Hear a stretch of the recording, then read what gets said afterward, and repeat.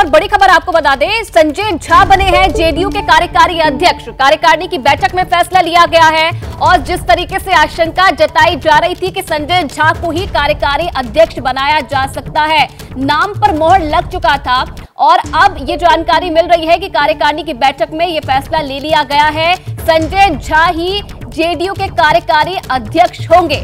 ये बड़ी जानकारी आज राष्ट्रीय कार्यकारिणी की बैठक जेडीयू की तरफ से दिल्ली में बुलाई गई थी। नीतीश कुमार इसमें मौजूद थे और कहीं ना कहीं आशंका इसी बात की थी कि संजय झा जो है वो ही कार्यकारी अध्यक्ष बनाए जा सकते हैं, क्योंकि रेस में सबसे पहला नाम उन्हीं का चल रहा था और अब ये जानकारी मिल रही है, ये अपडेट मिल रहा है कि संजय झा ही कार्यकारी अध्यक्ष होंगे। नीतीश कुमार के करीबी माने जाते हैं, मिथिलांचल में जेडीयू का बड़ा चेहरा भी है और संगठन और सरकार दोनों में उनकी काफी अच्छी खासी पैठ है और इसी के बदौलत उन्हें अब कार्यकारी अध्यक्ष बनाया गया है। 2017 में बीजेपी में अहम रोल निभाया, इस बार भी बीजेपी से दोस्ती में बड़ी भूमिका संजय झा ने निभाई थी। नीतीश कुमार के करीबी भी माने जाते हैं। 2012 में नीतीश कुमार ने उन्हें जेडीयू ज्वाइन करवाई थी और 2014 में दरभंगा लोकसभा सीट से चुनाव हारे थे। हालांकि अब ये बड़ी जिम्मेदारी उन्हें दी गई है, कार्यकारी अध्यक्ष उन्हें बताया गया है और नीतीश कुमार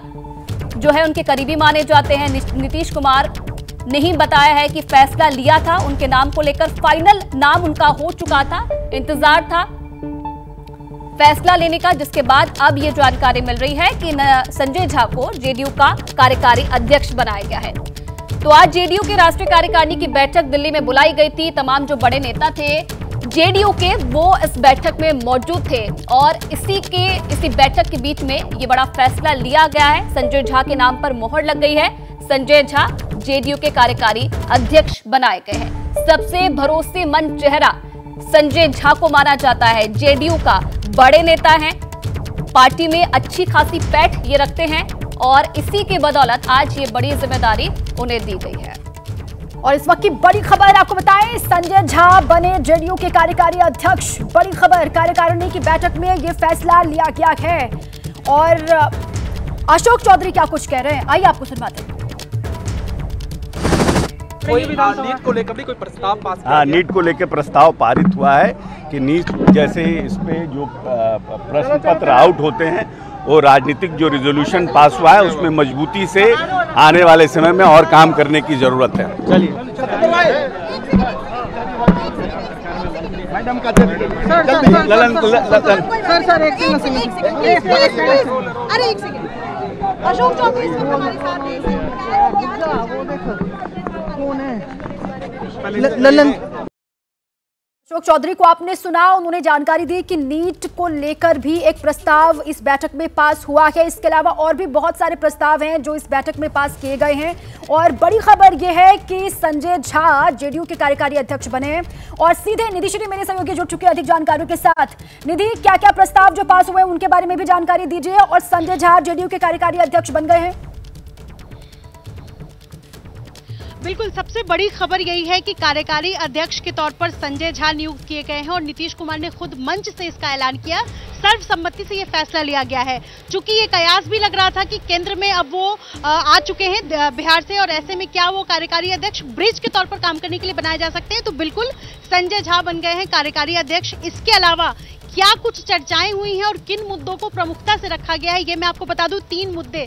सबसे पहले तो ये कि जातीय जनगणना जो बिहार सरकार लगातार मांग कर रही है कि इसको केंद्रीय स्तर पर कराया जाए, उसको लेकर के 9वीं अधिनियम में इसको डाला जाए, सूची में डाला जाए। इसको लेकर के प्रमुखता से ये केंद्र सरकार के सामने ये मुद्दा उठाने वाली है बिहार सरकार, जेडीयू विशेष तौर पर। दूसरी सबसे बड़ी बात यह है कि अब राष्ट्रीय स्तर पर जेडीयू अपना विस्तार करना चाहती है और यही वजह है कि झारखंड में भी चुनाव जेडीयू लड़ेगी। और इसके अलावा क्या कुछ चर्चाएं हुई हैं, नीरज सिंह हमारे साथ मौजूद हैं बातचीत करने के लिए। फैसला हुआ है अच्छा है, स्वागत योग्य है और हम लोग सबको मिलकर के पार्टी को मजबूती लेकर एक अहम प्रस्ताव पारित किया गया कि जांच और जो दोषी हैं उनको सजा मिले, उसको लेकर क्या कहेंगे? अरे तो ये तो छात्र के भविष्य का सवाल है, ये तो हम लोग सबको ही कहते हैं कि जांच हो जाए, दूध का दूध पानी का पानी हो, जो भी दोषी हो वो बख्शे नहीं जाए और सरकार इसको लेके आरक्षण की सीमा को निरस्त कर दिया।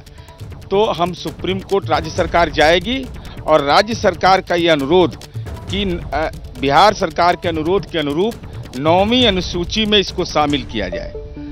और साथ ही साथ हमारा जो पुराना मांग है, विधानमंडल का सर्वसम्मत मांग है कि विशेष दर्जा, तो विशेष दर्जा अथवा विशेष पैकेज जो भी उसका फॉर्मेट हो वह बिहार की पात्रता है, बिहार को मिलना चाहिए। स्पेशल स्टेटस का दर्जा बिहार का, ये तो आप लंबे समय से मांग करते रहे हैं, अभी तक तो कुछ आप लोगों को हासिल हुआ नहीं है। तो हम तो मुद्दों के आधार पर करते हैं, तार्किक रूप से हम अपनी बात को रख रहे हैं और हमारा परफॉर्मर हम अच्छे हैं, परफॉर्मेंस मेरा अच्छा है, चाहे योजना आयोग हो अथवा नीति आयोग हो, सब ने यह कबूल किया है कि बिहार का विकास दर लगातार कायम है।